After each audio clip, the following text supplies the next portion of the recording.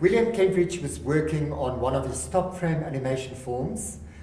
What May Come Has Already Come in 2007, when he received an invitation to design the cover page of the cultural supplement of an Italian newspaper, financial newspaper called Il Sole 24 Ore.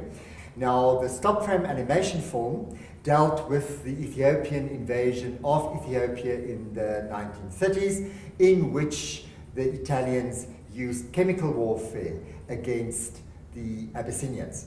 What Kentridge went on to do was to look at back copies of this cultural supplement to get a sense of the content which is often included in that particular supplement. And he was immediately struck by the fact that a lot of space was devoted to large-scale restoration projects, such as a famous Giotto mural at that time, as well as a work by Caravaggio, and how much space was in fact devoted to the old masters instead of, say, contemporary cultural features that one would normally expect from a publication such as this.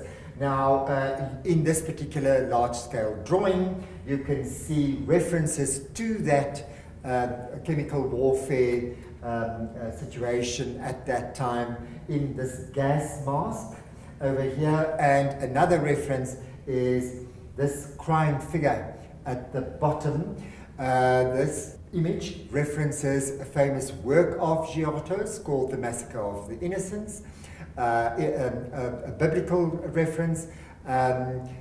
Kentridge couldn't find any photographs documenting the chemical warfare in Ethiopia, but he saw similar images of dead villages in Kurdish villages in the Middle East, and he thought that they could stand in for the tragedy that was playing itself out in Ethiopia at the time.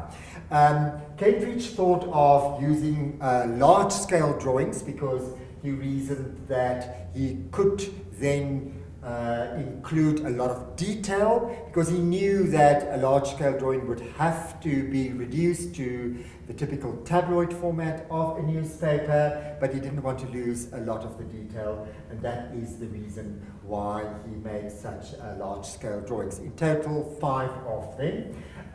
Just to make sure that he got it right, he also generated a series of 5 etchings with exactly the same subject matter, but in the end the newspaper went for the reduction of a large-scale drawing.